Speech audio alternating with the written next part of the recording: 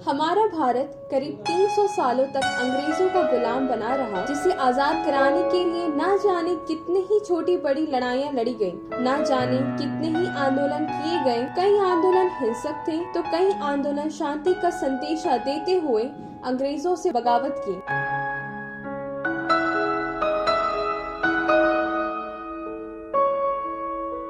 आज हम ऐसे ही एक आंदोलन के बारे में जानेंगे जिसने अंग्रेजी सरकार के सत्ते को हिला के रख दिया और उन्हें एहसास दिलाया कि भारत की जनता और भारत के नेता इतने कमजोर नहीं हैं। जी हाँ, हम बात कर रहे हैं बिहार की धरती पे गांधी जी द्वारा चलाए गए प्रथम सत्याग्रह चंपारण सत्याग्रह की।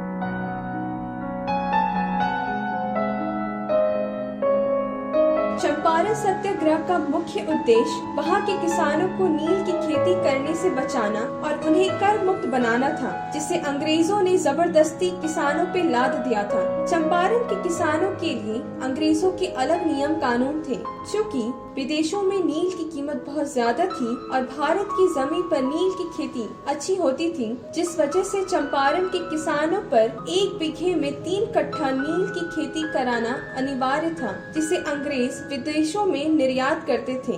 इसके अलावा अंग्रेजों ने किसानों पे कई और तरह के कर लगा दिए थे, जिससे किसान काफी परेशान थे। वह मुश्किल से परिवार का पेट पाल पाते थे।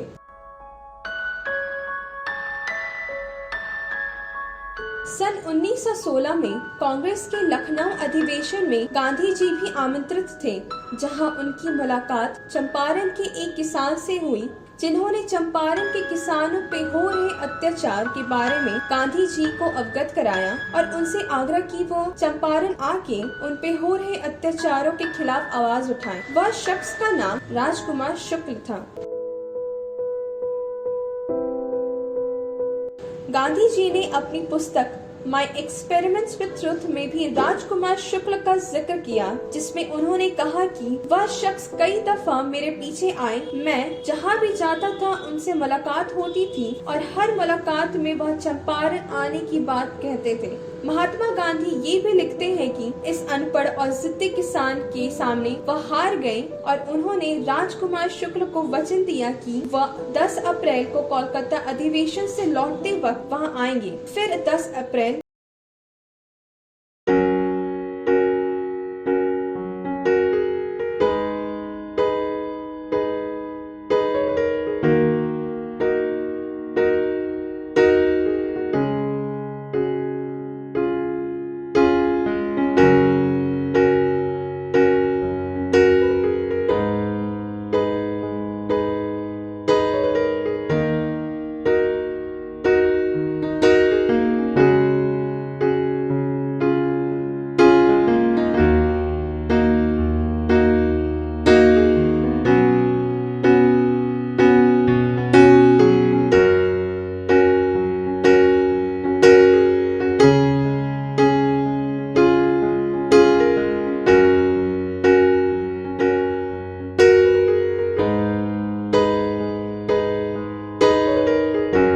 पे लगे कर को हटाना पड़ा और इस तरह चंपारण सत्याग्रह सफल हुआ।